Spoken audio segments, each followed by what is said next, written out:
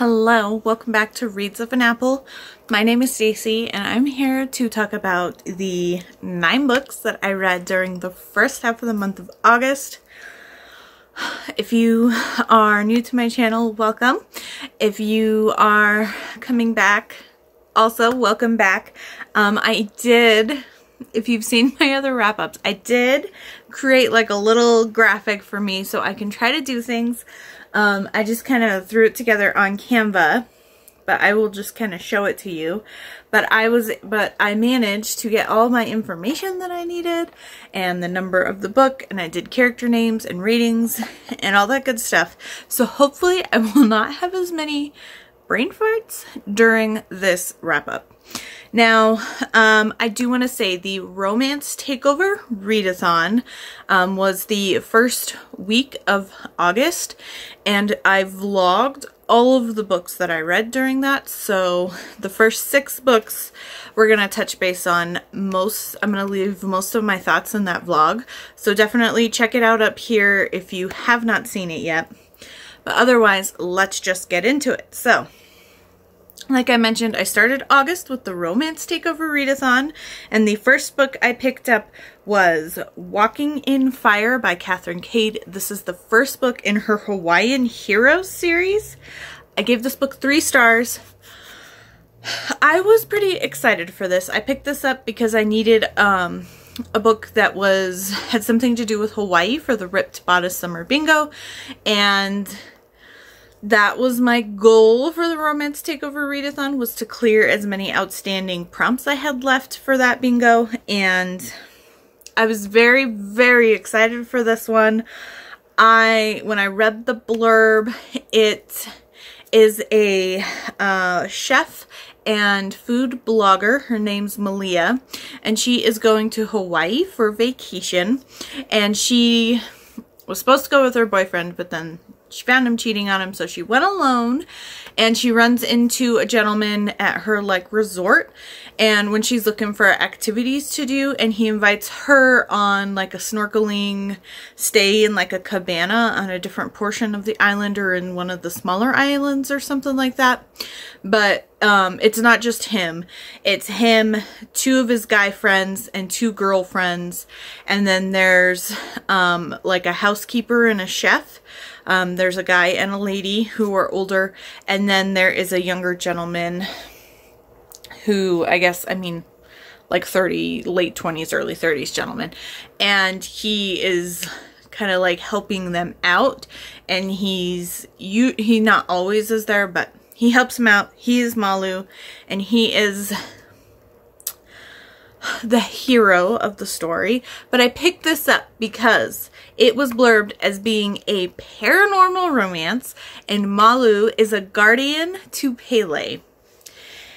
And most of the reason why I gave this 3 stars was because I was very disappointed, because I would classify this more as romantic suspense with light paranormal elements, and then it wasn't even that good of a romantic suspense. It didn't feel paranormal, and when I read the blurb, I was like, ooh, Guardian of Pele, maybe he's been around a long time, but no, he is a normal human that just gets imbued with these extra powers. But like I said, check out my blog. I gave it 3 stars. I was pretty disappointed in it, but it is available on KU if it sounds like something you would enjoy. And then I picked up Under One Roof by Hazelwood. This is the first book in her Steminist novella series, and I gave this book 4 stars. Now, I do want to preface this. This is 4 stars for what it is, a trope-based novella. I enjoyed it. It was fun. It was a quick read. It was as I expected. The only reason I didn't give it 5 stars was because I thought Mara, the heroine, was a little too childish with some of her antics. And so she is an environmentalist just moving to DC. Her doctorate mentor has recently passed away, and she had owned a house in DC with her brother. So when she passes away, she wills her half of the house to Mara, and then the other half is owned by her nephew Liam. Yes, Liam. And it is their contentious, I wouldn't even say enemies, because it's mostly just her, and he just seems like he doesn't have good social abilities. He's not good with people. So it didn't feel like enemies to me, but I guess if that's what you want to call it, it was an enemies to friends to lovers. But there were some cute things in it. I just didn't like Mara very much. Alright, and then the third book I picked up for the readathon, as well as the third book of August, was Never Sweeter by Charlotte Stein. This is the second book in her Dark Obsession series. I gave this book 4 stars. This is a former bully romance. He was her bully in high school, and there was a situation. So definitely check out my vlog because I talk about it in the prologue. It ended in a pretty serious bullying situation. The hero was not the main bully, or at least the one that did the worst stuff, but he did partake in bullying her. And this is Tate and Letty. And I gave this 4 stars. I really enjoyed this. I struggle with new adults sometimes. Even when I was in that age range myself, I just sometimes found them making I find new adults a lot of the times making very silly, childish decisions. And I was never really put in a position like that. And a lot of my friends never really made any position like that. So I struggle with new adult. But my main issue with this book, I go on a big kind of rant about it. I really enjoyed Tate. I really liked Tate. I thought the way that he kind of made it up and tried to do everything he could to make Letty comfortable. They end up taking a class together and then getting paired on a film project. But I wish there was more done for Letty in just kind of her working through and like recovering or healing her mental health issues. And then I also wish there was more work or more things pointed out about the fact that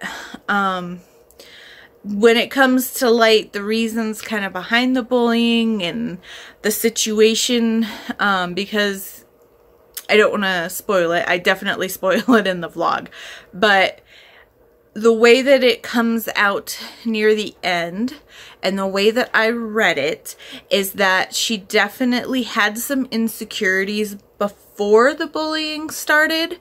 And so I wish there was a little bit more recognition on Letty's end that some of the insecurities and issues that she's having were definitely exacerbated by the bullying, but some of them were there before the bullying started happening. And that's why I just kind of wish that we saw her, if not take the steps in the past or during the book, but at least to mention that her taking these steps for her own mental health is something that, you know, needs to be addressed going into the future. So I just didn't really feel like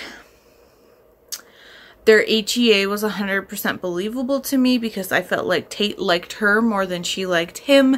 And because of her insecurities and the issues that they had when they were high schoolers, I can see this going down the route of he gives up so much of himself and so sets so much of himself aside to make her happy that he kind of loses himself in the relationship. I can very easily see the AGA twisting that way, so I just couldn't give it a full 5 stars, because if I have doubts on the AGA, that means it's not a 5 stars for me. But that is Never Sweeter. Then the 4th book I picked up in the readathon was Gaslight Hades by Grace Draven. This is the first book in her Bonekeeper Chronicles. It is more novella length. It is a shorter book. 4.5 stars. I love this. Grace Draven is one of my favorite fantasy authors. This is a steampunk fantasy romance. It was so fun. I really loved it. It definitely feels unique to Radiance and her other fantasy books that I've read, but it still had that same like quality of writing that's just like coziness and easy to read and easy to pick up and easy to kind of figure out what's going on in the world, and I'm definitely intrigued to read more. I give this 4.5 stars though because I do wish that there was a little more focus on the romance in the present day. This is a second chance romance, which is not my favorite trope, but I'm okay with it in this situation because Lenore was together with Nathaniel and he had proposed and she had rejected him because his older brother had died. He's now the heir to some sort of title at this point. And he ends up dying on a steamship accident. There is like a magical rift where there's monsters trying to come through, so people are sent in like think naval warships, but more air warships. And he dies in a confrontation with one of these creatures, but his body is collected by this like mad scientist dude, and his soul and his body's too badly broken. So his soul is removed from his own body and put into the body of somebody else, but he becomes a bone keeper. And so I'm okay with a second chance romance when it's a second chance because he died and has come back to life. So that's super fun. I loved it. 4.5 stars. I just wanted a little bit more of the romantic elements in the present day and not as much relying on their previous history. Plus, it was a little short, so with how much world building she did, even though it was easy to pick up and easy to figure out, because it was the first book in the series, there is a little bit more of that prevalent. So I wanted a better balance between that and the romance. But otherwise, I loved it. It was really good. Okay, moving on. We're just booking through these. Alright, so the fifth book I picked up was Do Not Fall in Love by Jackie Lau. This is it was released as a standalone. There is a follow-up novel to this that's coming out in October of this year. However, I don't think it has a series title yet, but this is her first traditionally published book. It came out last year. I don't know why I didn't pick it up right away. I love this. 4.5 stars again. Jackie Lau is a comfort author for me. I love her books. I love the way, how real they feel, and I love the topics that she talks about and the way that she talks about those tougher issues. And this was just such a touching book to me.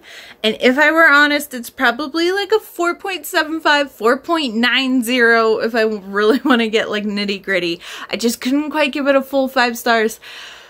Because there is a monologue by the character that we now know is going to be the main male character in the second book, and it just gets a little too much into his monologue because he's also a stand-up comic, and it kind of detracted from the situation that Lindsay and Ryan were in, and I wished that had focused more on him like making fun of Ryan, his friend, during the comedy thing, and just kind of summarized what his monologue was about. And I get that the monologue was very important. It's a very good discussion that needs to be had for diversity and diversity amongst Asian people themselves, and how there's different ways Asians are raised when they're raised in Western cultures or of immigrant parents.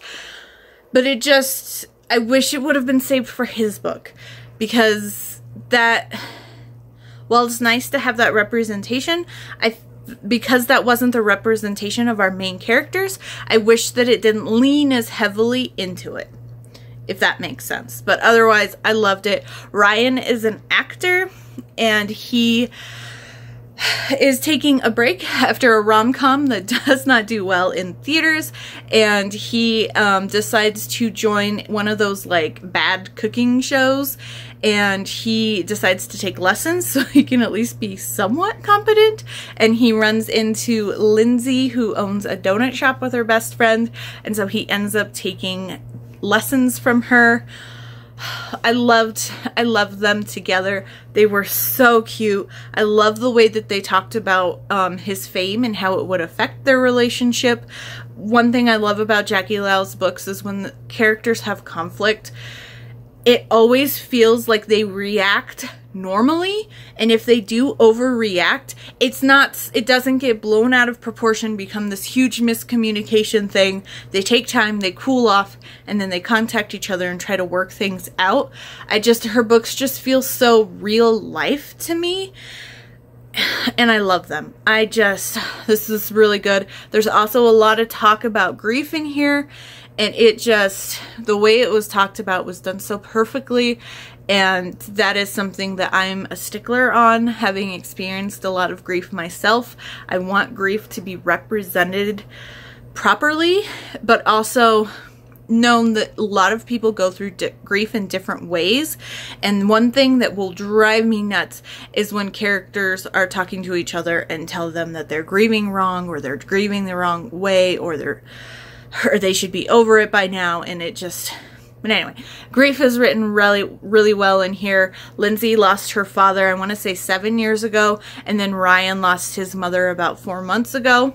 There is also a little bit of touching on his sister. When their mother passed away, his sister was in the middle of her pregnancy. So we also have some kind of discussion of grief and how it affects new mothers. And she's also kind of going through postpartum depression on top of her grief. So there is also discussion of that. So there's a lot going on in here. And what's fun about this is her indie published books are a little bit shorter. They're in the 250 to 300 range, but because this is indie published, we're in the like 350 range here. So we get some extra pages, and I love Jackie Lau. So 4.5 stars. I loved it, if you could not tell. Okay. Now, the final book I read for the readathon and the 6th book of the month is A Captivating Touch by Elsa Winckler. This is the prequel novella 0.5 in her Cavallo Brothers series. I gave this 3 stars. This felt like insta-lust, not insta-love. I kind of expected insta-love going into a novella, but it felt like insta-lust. The heroine was just too back and forth for me. Even one of her sisters or her friend makes a joke at the end of the book when she's like, first we loved him, then we hated him, then we loved him, and then we hated him again. Where are we now? And so, the fact that it was nice that her friend called it out in the book, but it still just kind of bothered me. And then, I don't know, and this is kind of picky of me, maybe I'm being too much of a stickler, but the author is setting up the rest of the series, which the rest of the books are full length, but it's Caitlin is a brief touch. Caitlin is a physiotherapist, and Don Cavallo, the Cavallo brothers are all like billionaires. They're like hotel magnates, and they're all avid cyclists, and so she is a physiotherapist working at one of the big races. This is set in South Africa. Elsa is a South African author, and she usually writes in Afrikaans. So this is one of the few books that she got contracted to read in English, which is super cool. Write in English. But so he pulls back muscle, goes into one of the physio tents, and meets Caitlin, and then it's their romance from there. There's a lot packed into this book, but I also felt uncomfortable with this being set modern day. So Caitlin has 2 sisters and then her best friend, and they're being set up with the 4 Cavallo brothers. Now, I don't know why, but in my brain, it is okay to have brothers and sisters come together. Like, you can pair them all up, I don't care, in historical romances, but in contemporary romances it just feels a little ooky to me. But I am interested in the tropes of the other books. So I don't know if I'll pick them up, but 3 stars. It just didn't quite hit what I want in a contemporary romance novella. Alright, so that is it for the Romance Takeover Readathon books. So we only have 3 other books left for the rest of August up to today. So after the readathon, I finally picked up Second Star to the Left by Megan Van Dyke. I needed a 2022 debut author to finish up the first board of Summer of Swoon, and this is her debut book. It came out earlier this year. This is the first book in her reimagined fairy tale series. 5 stars. 5 stars. This is a Peter Pan retelling between Tinkerbell and Captain Hook. Oh, I know I'm not a big Peter Pan fan, but this book was so good. I loved it. It was just light and fun, and I love the way that it was kind of twisted, and I don't know how much of it was twisted from the normal story. Like, I've seen Peter Pan and I loved like Hook the movie, but I'm not like, and I loved Captain Hook in Once Upon a Time. He could get it, but I just, it was so much fun. So Tinkerbell, one of the like rules of pixies to get back into like their alternate dimension homeland is they cannot sell their pixie dust, and she ends up selling her pixie dust to Blackbeard to save her cousin.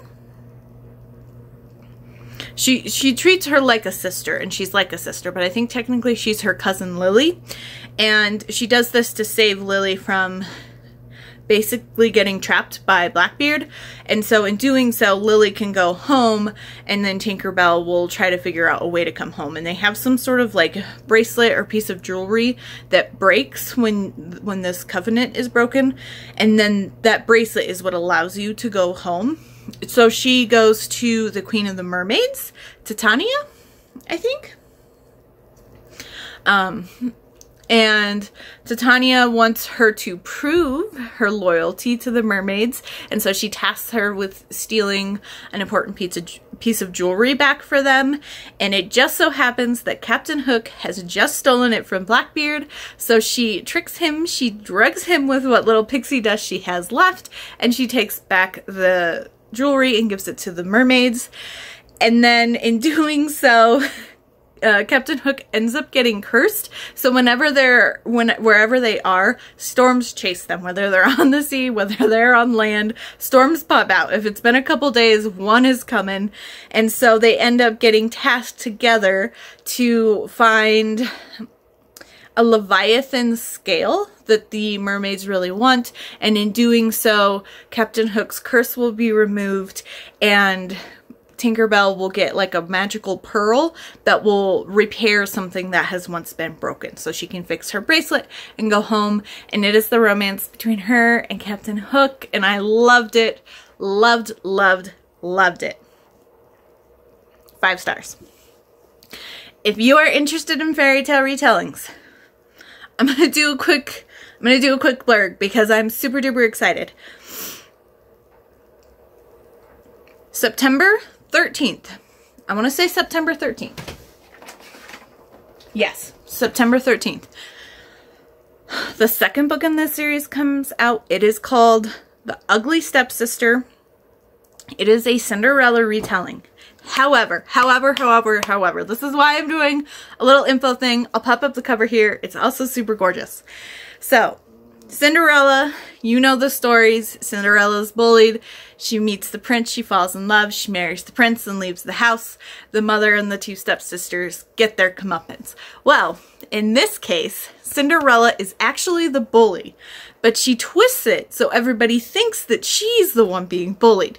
So once she has married the prince, she basically they're forcing the stepmother and the 2 stepsisters to work slave labor for, I think they said, the Blue Fairy. So yeah, that makes sense, the Blue Fairy. And one of the sisters, Anna, which I'm assuming is Anastasia, she escapes before they come for them. And somehow now the prince and his father has died, so Cinderella is queen of the land, and so she has been disguising herself as a boy, and she is trying to take down Cinderella, and she ends up coming across a disgraced huntsman or palace guard or some guy like that, and they pair up together to basically give Cinderella her comeuppance. I'm super excited for this, and as long as I don't have any book club books that I have to read, or I'm not in the middle of when this comes out, I will be picking this up as soon as it's out. I cannot wait. I love this. So, back to what I read. Back from my little infomercial. Alright, so the 8th book I picked up was Whispers of the Wind by Donna Fletcher. This is also a book I picked up for the Rip Bodice Summer Bingo to cover the Ghost prompt. This is one of her standalones, and this is set in England in 1808. And Billy is an American, and she inherits a London estate, or an English estate, because it's in Cornwall, I think. Yeah, it's in Cornwall, but she ends up inheriting it because her name's Belinda, but she goes by Billy, so they think she's a boy. And the Lord had died several months previously, so she, when her stepfather and her mother and her uncle die, she's kind of left alone, and instead of marrying some creepy dude where she's in America, she decides to accept the inheritance and move to England. And when she arrives, the previous Lord, Lord Maximilian, who she affectionately calls Max and drives everybody nuts, is haunting the manor. And so she gets tasked, or she kind of takes on the task herself to solve his murder, figure out what was going on, to put his spirit to rest so he will leave her alone. There is a slight love triangle as well, because she's also falling for the new local vicar, John, but at nighttime she is falling for Lord Max's kisses. It was fun. This was published in 1997. I could not believe how amazing this book was for being published in 97. I didn't really feel like there's a little bit of coercion, I guess you can, if you're really sensitive to that. He definitely sensual seduces her because she doesn't really understand the reactions of her body, but it didn't feel ooky to me at all. It didn't bother me. Otherwise than that, there isn't really any consent issues really. So for a 1997 book, this was just super fun. I gave it 5 stars. I could not give it 5 stars. It's not perfect. The mystery is super predictable, but I just absolutely adored this book. I had such a fun time reading it, and it was really fun, and I enjoyed myself, so I couldn't not give it 5 stars. Now, this might be a bit of a spoiler, but there is kind of, people don't know if he's really a ghost or if he's a human. And he's just playing up a ghost. But Billy herself almost right away has doubts. And so it's kind of her trying to figure out if he's actually a ghost or if he's a human disguising himself as a ghost. So that's there from the beginning. And I'm only throwing this out there because I know some people might not like he's hiding who he really is. He's hiding the fact he might be a ghost if he is a human. So if you're worried about that, she has her doubts in the beginning on if he is a ghost or not. And I'm not going to say whether he is or not, but if you were worried about that kind of situation of him lying to her through most of the book, he kind of does, but she kind of isn't like 100% believing what he says. She has her doubts about everything he says, so it's not like he's full out lying to her, which way it goes for the entire book. So I just wanted to throw that out there. It is a minor spoiler, so just wanted to say that. Then, the final book I picked up is Courtney Milan's Proof by Seduction. This was the Rake Appreciation book of the month, and I gave this 3 stars. I did not connect with Jenny or Gareth, who's the Marquess Blakely. She has been living her life as Madame Esmeralda, who is a fake fortune teller, and she has basically one friend who's also a client, Ned, and he brings his cousin, Lord Gareth, in, and he's there with his scientific mind to disprove her and point her out as a fraud. And even though he's there to disprove her, he finds himself very attracted to her, and it is their romance. I struggle with class difference, even more so, especially when it's the woman who's the lower class.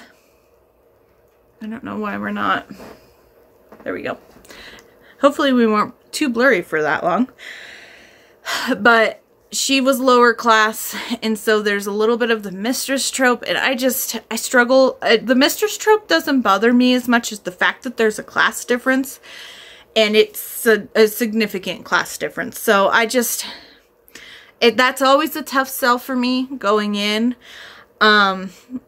And then I just didn't feel connected to them. I mean, Courtney Milan is a really good writer. She writes really smartly.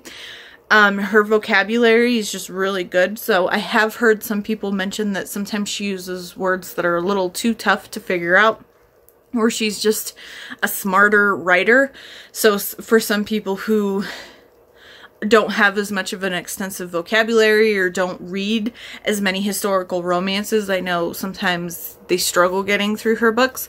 So this definitely has this. This is her debut book, but I mean, it was fun and it was well written. I just didn't feel the connection to Jenny or to Gareth. I felt more connected to Ned and his sister. So I am intrigued to read both of their books. But I have not found a Courtney Milan that is 5 stars yet. I hope I finally find one. But there's just something with her writing that I just don't feel swept away by her books. So yeah, 3 stars, but I enjoyed it. I mean, 3 stars, I mean, some people think, oh, 3 stars, ooh. But 3 stars for me are just like good, okay, average. That's like, they're fine. They're fine. And that's it. So those are the 9 books I have read so far in August, plus a little urge for you to read The Ugly Stepsister by Megan Van Dyke. But besides that, I'm very excited for what's coming in the rest of the month. I have my Smart Women Read Romance book. It's a pirate book by Sabrina Jeffries. I've got the rest of the Assassin's Blade novella, the final one for Throne of Glass, as well as Empire of Storms. So that'll be super fun. And then we've got some fun releases that are coming out next Tuesday. And number 1 in my heart is Ruby Fever by Ilona Andrews. I cannot wait to read it. So I definitely have some reading planned, but we will see. I will be moving before the end of the month. So I don't know how many other books outside of my planned TBR for like book clubs and stuff I'll be picking up, but we will see what ends up happening. I might have to switch to mostly ebooks, but that's fine. Whatever. Anyway, I will stop rambling at you. Thank you so much for watching. Please let me know if you read any books that you really enjoyed so far this month, or if you've read any of these and have similar opinions or differing opinions, or you want to learn more. I definitely will chat with you about them because most of these books I've really enjoyed. But yeah, I will see you all very, very soon.